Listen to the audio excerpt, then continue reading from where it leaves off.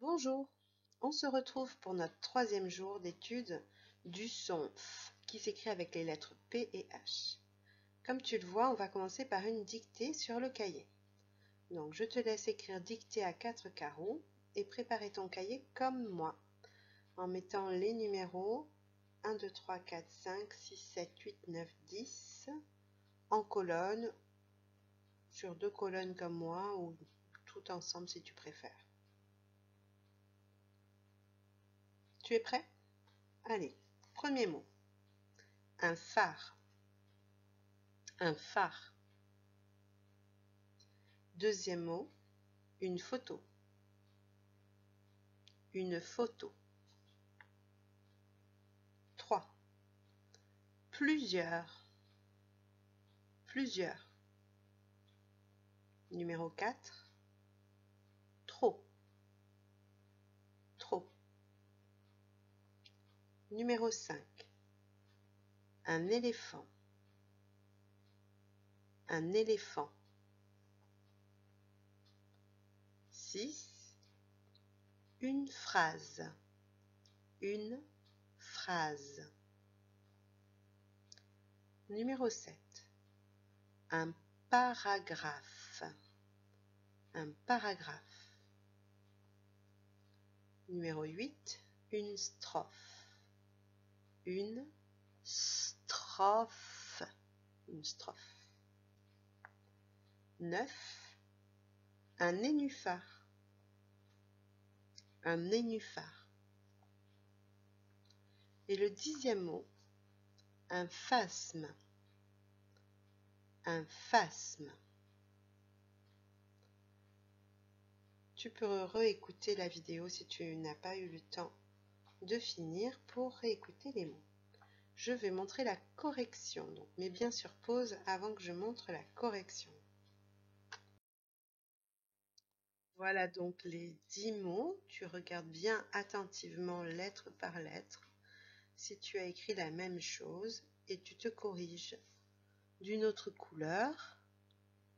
En dessous, tu peux écrire les numéros. Par exemple, si j'ai oublié le S à plusieurs, je peux très bien juste le rajouter. Et si c'est par contre c'est une lettre carrément en plein milieu que j'ai oublié, je vais réécrire en dessous de ma dictée. Je vais écrire 3 et je réécris le mot en entier en dessous. Voilà, je te laisse corriger, tu mets sur pause. Aujourd'hui, nous allons lire un texte, Histoire de Taoki, à la page 123. Mais avant de le lire, comme d'habitude, on va bien regarder les images. Donc, tu vas mettre sur pause et tu vas essayer de regarder vraiment tous les détails, car ensuite, je vais te poser des questions. Donc, tu es prêt à répondre à mes questions? Quel genre d'illustration voit-on? Ce sont des photos. On repère le tour, comme la dernière fois, le tour blanc, qui montre que ce sont des photos.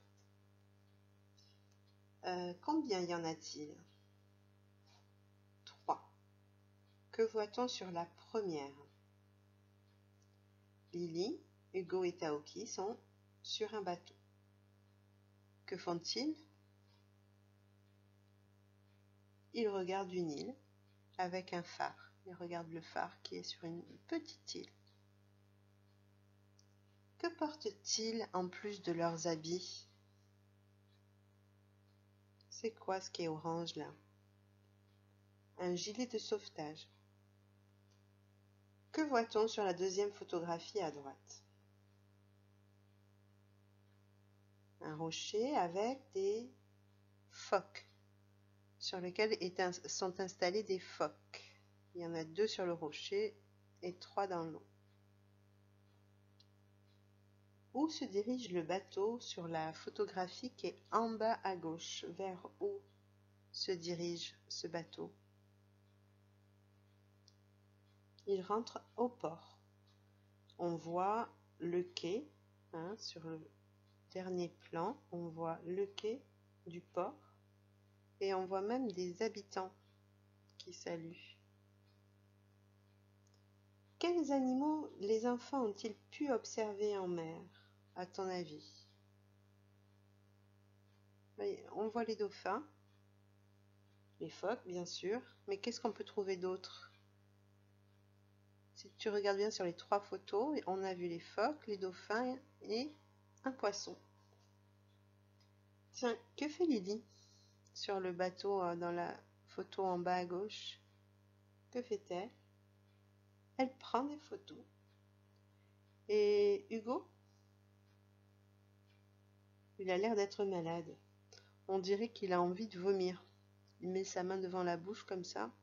Ça veut dire sûrement qu'il a le mal de mer. Très bien. Et bien maintenant, on est prêt à regarder le texte. Ouvre ton livre à la page 123.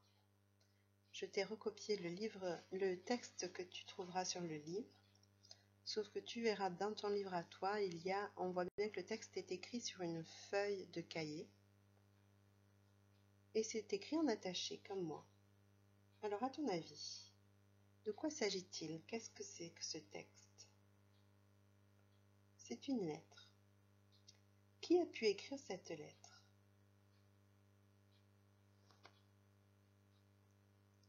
C'est Hugo, bien sûr. On voit sa signature ici. Pour qui Hugo écrit-il cette lettre? Pour ses parents. On voit ici, à la première ligne, qu'il a écrit « Coucou maman, coucou papa ». Donc il s'adresse à ses parents. Alors, à ton avis, qu'est-ce qu'il peut écrire à ses parents? De quoi il va leur parler?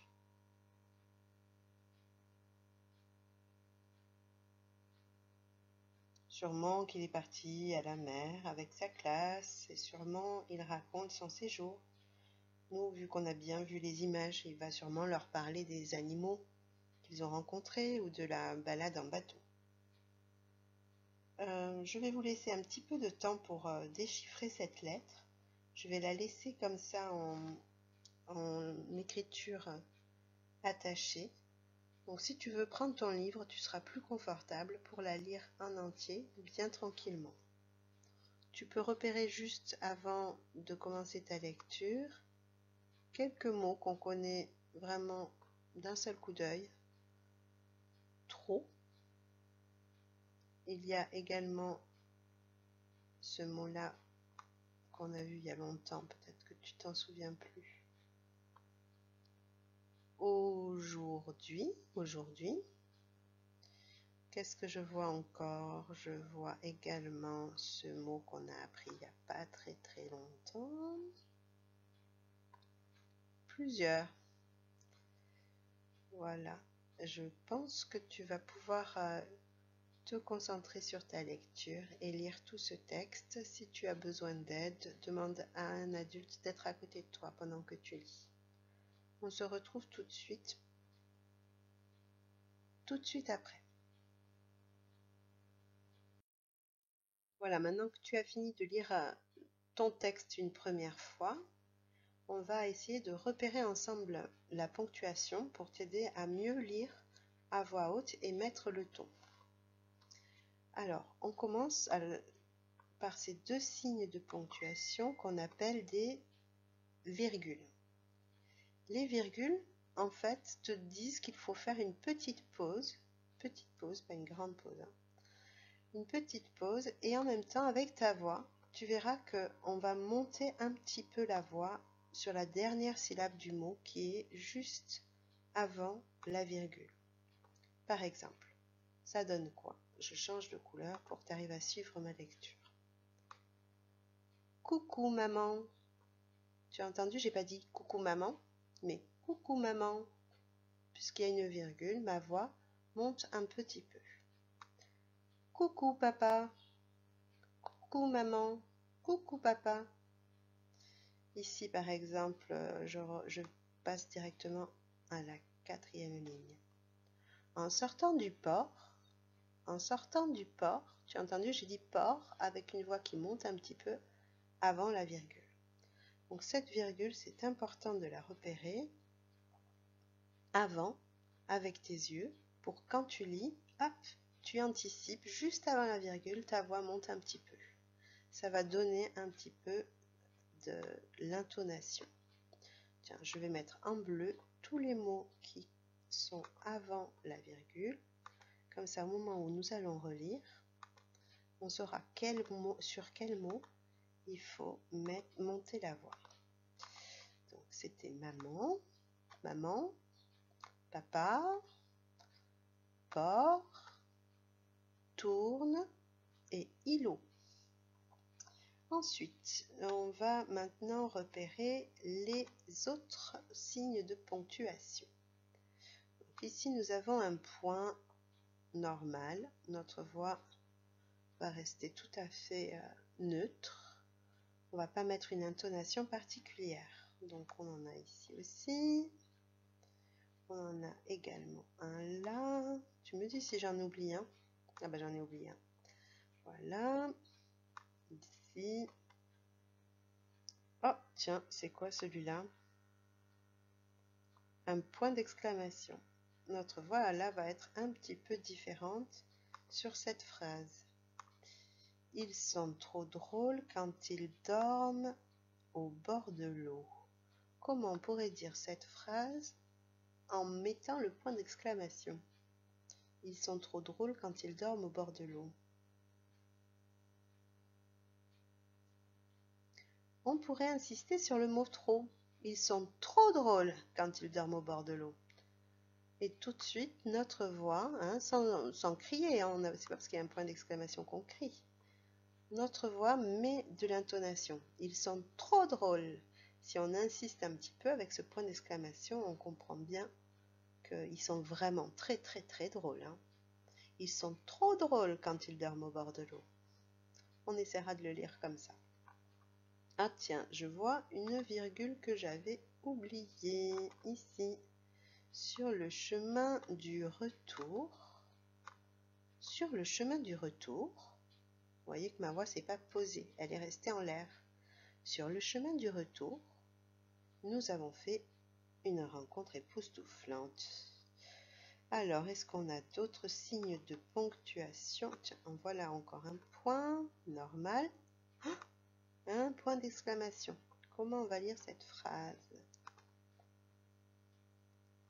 C'était magique.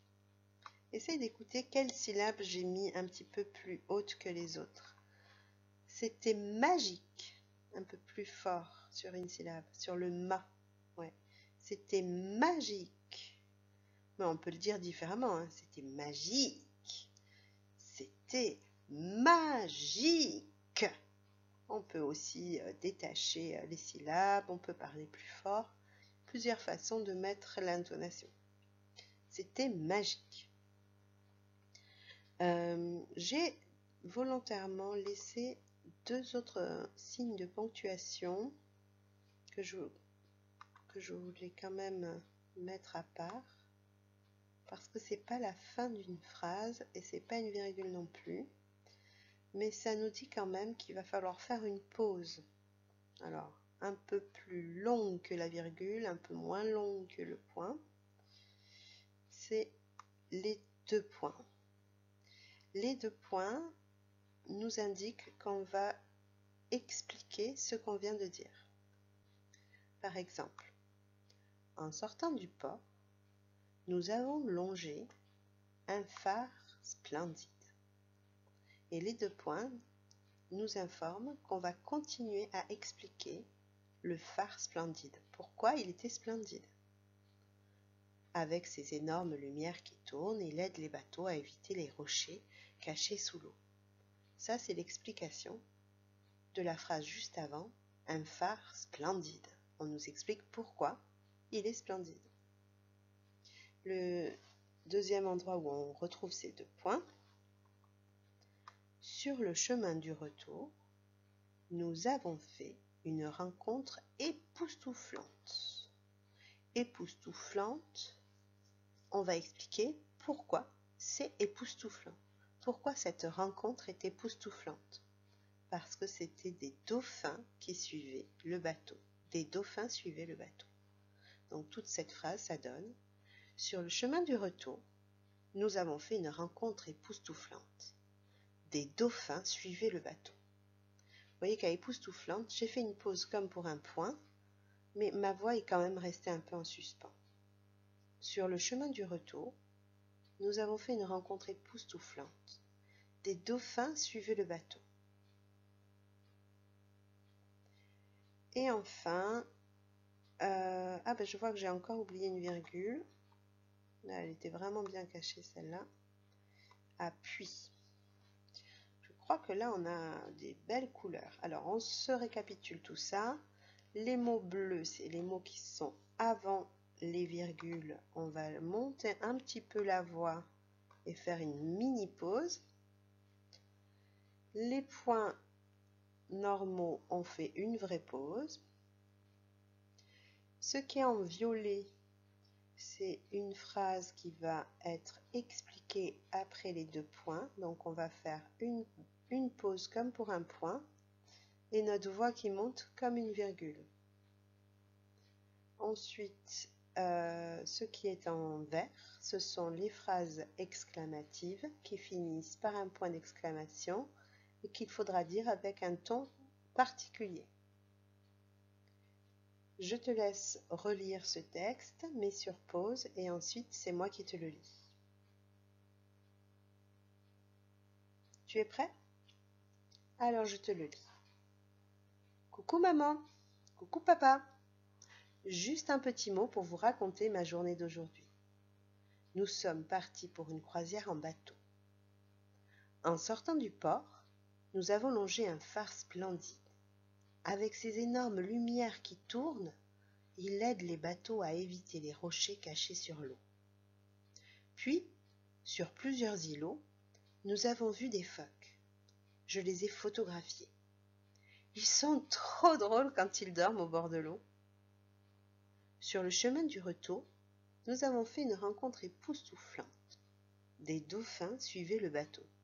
C'était magique. Méga bisous. Hugo. Et voilà, si tu veux lire comme moi, tu peux t'entraîner plusieurs fois. Lire à haute voix, ça se prépare. Comme tu viens de le voir, il faut bien repérer de quoi parle la lettre, bien sûr, mais aussi toute la ponctuation qui peut t'aider à mettre le ton. Maintenant, nous allons faire un petit jeu.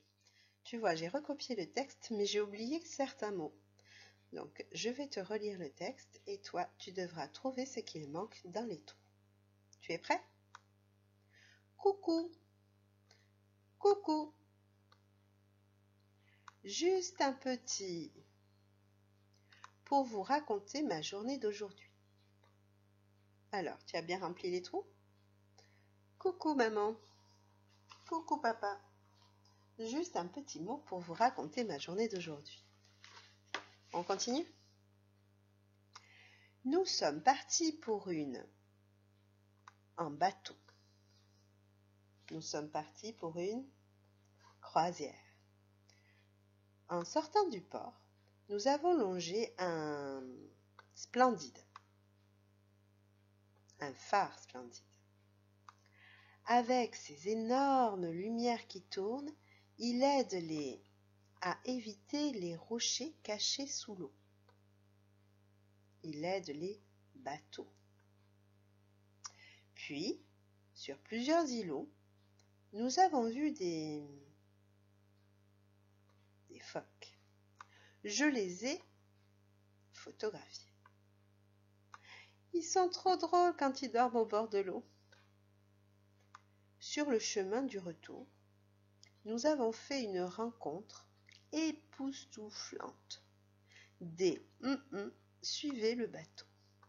Des phoques suivaient le bateau. C'était méga bisous. C'était magique. Méga bisous. Signé Hugo. Bravo. Et voilà, tu vois les réponses en rouge. On continue. Sur le fichier d'exercice, tu vas ouvrir à la page 31 et tu vas trouver les questions pour voir si tu as bien compris le texte. Donc on va juste lire les consignes et ensuite je vais te laisser travailler tout seul. Exercice 9. Relie les phrases au bon dessin. Pour relier, on prend sa règle, son crayon gris et on attache à partir du gros point qui est à la fin de la phrase, on cherche l'image à laquelle elle correspond et on le relie jusqu'au gros point qui est juste sur la gauche de l'image. Donc tu prépares ta règle, ton crayon gris, ta gomme au caoutchouc, tu lis chaque phrase et tu la relis à l'image qui correspond. De qui on parle? Tu vas voir que chaque phrase commence par « il ». Donc la question c'est qui est il? Est-ce que ce sont les dauphins ou est-ce que c'est le phare? De qui on parle? Voilà, mets sur pause pour faire l'exercice, puis reviens. Tu as fini l'exercice 9, alors maintenant nous allons faire l'exercice 10. Il faut cocher la bonne case.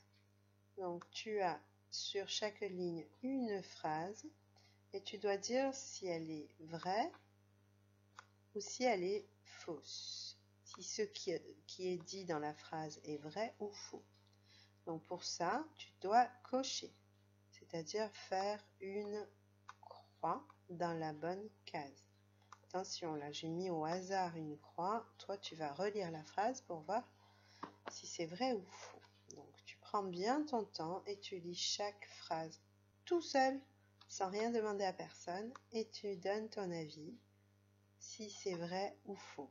Tu verras qu'à la fin de la vidéo, je corrige les 3 exercices que nous faisons aujourd'hui. Donc tu pourras te corriger tout seul également. 4 phrases, donc 4 croix à faire dans les colonnes. J'explique tout de suite l'exercice 11. Il faut écrire une phrase pour répondre à la question. C'est pas une phrase où j'invente ce que je veux. Il faut vraiment que tu répondes à la question. À qui cette lettre est adressée? À qui cette lettre est-elle adressée? Pour répondre, tu vas reprendre les mots qui sont dans la question. À qui cette lettre est-elle adressée?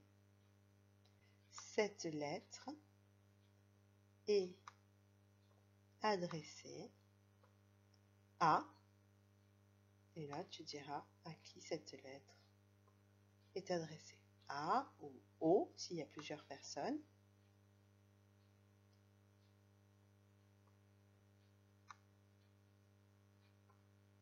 Au papa, s'il est tout seul. Ou à la maman, si elle est toute seule. Donc choisis bien ton mot. À qui cette lettre est adressée? Cette lettre est adressée à, au, et tu finis la phrase. Voilà, tu peux travailler. Voilà la correction de l'exercice 9. Donc, il a de puissantes lumières, c'était le phare. Il est sur une île, le phare. Ils suivent le bateau, ils ont un aileron sur le dos. Les dauphins. Il y avait un autre indice qui pouvait t'aider à savoir qu'il s'agissait de plusieurs, puisque le « il » à la fin a un S pour les dauphins, alors que pour le phare, qui est au singulier, il n'y a pas de S. Corrigeons maintenant la suite. Maintenant, corrigeons l'exercice 10.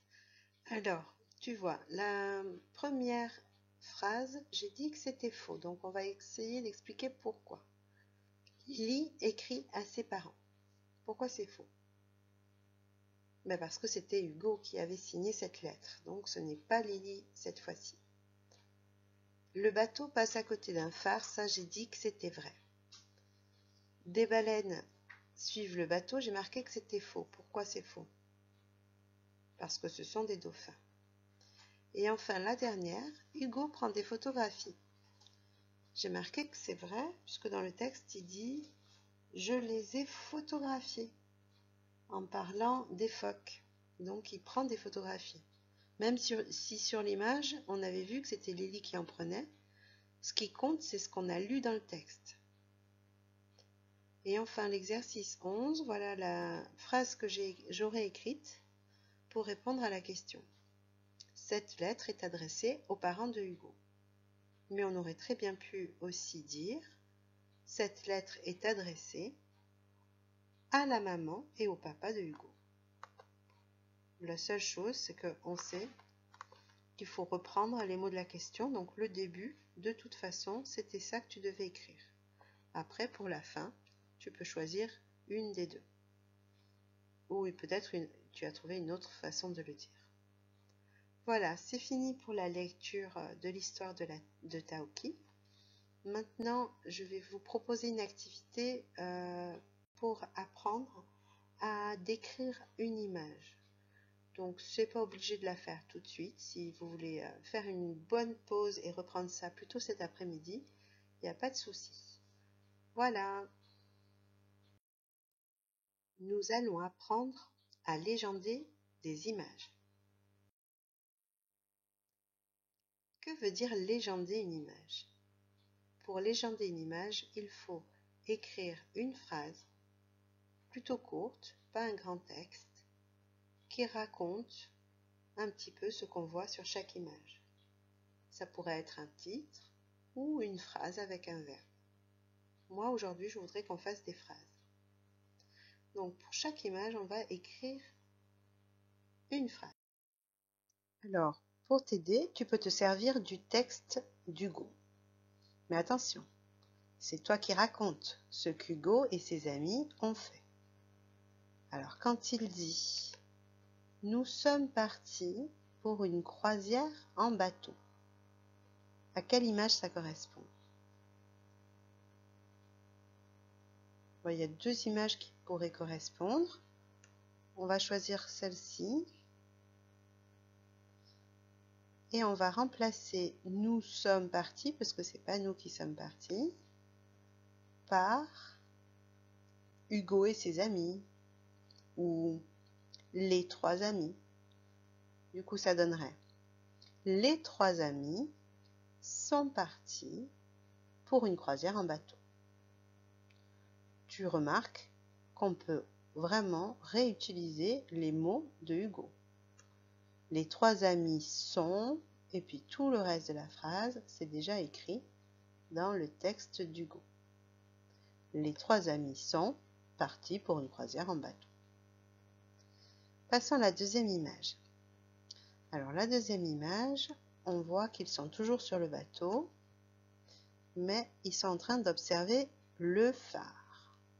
Est-ce que tu vois une phrase qui correspond à cette image? C'est celle-ci. En sortant du port, nous avons longé un phare splendide. On ne va pas tout garder, puisque c'est pas Hugo qui parle, c'est nous. En sortant du port, ils ont longé un phare splendide. On va donc changer de mot. Au lieu de nous avons longé, on va mettre ils ont longé. Je peux te barrer les mots qui ne seront pas utiles pour ta phrase. En sortant du port, ils ont longé un phare splendide.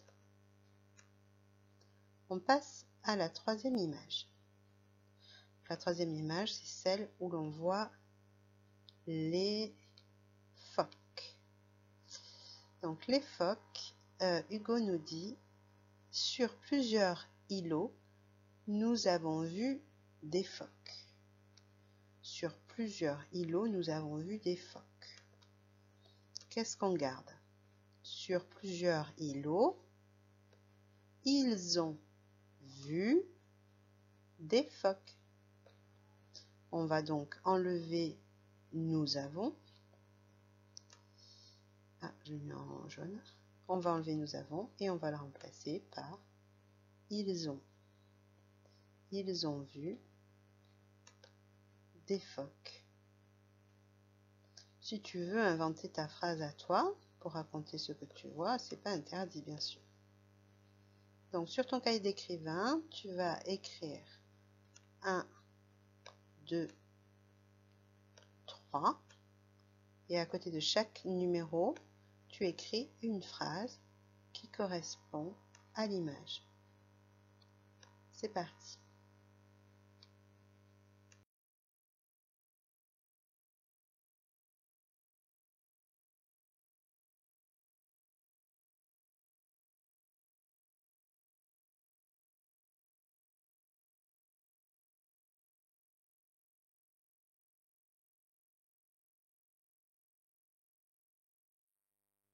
Bien, maintenant que tu es devenu un expert pour légender une image, revenons au fichier, page 31, exercice 12. Écris quelques phrases pour décrire l'image.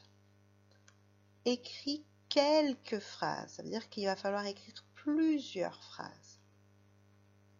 D'abord, première étape, on regarde bien l'image. Mets sur pause pour prendre bien le temps. Ça y est? Alors, je vais te poser quelques questions qui vont t'aider à écrire 3 ou 4 phrases. Tu es prêt? Première question. Qui vois-tu sur l'image?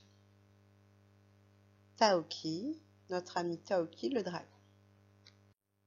Deuxième question. Où est-il? Il est sur un chemin, au bord de la mer, sur un chemin qui mène au phare, au bord de la mer.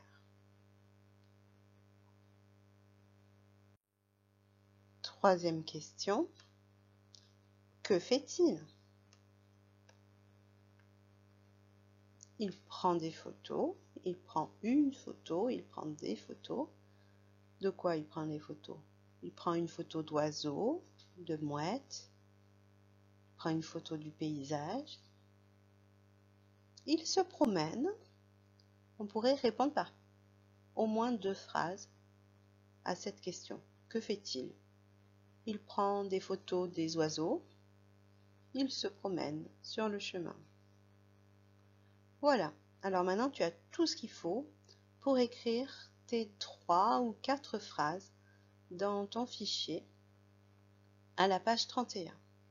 Si tu veux, moi je te propose d'abord d'écrire ça sur l'ardoise et puis tu demandes à quelqu'un de t'aider à te corriger, à regarder comment tu as écrit les phrases. Tu peux également utiliser les mots qui sont dans ton livre. Si tu te rappelles plus comment on écrit phare ou photo, ou si tu ne sais pas écrire chemin ou il prend, voilà, tu peux tout à fait demander de l'aide. J'ai hâte de lire ce que tu as écrit, n'hésite pas à me l'envoyer sur le NT. Je te dis à très bientôt car c'est fini pour aujourd'hui.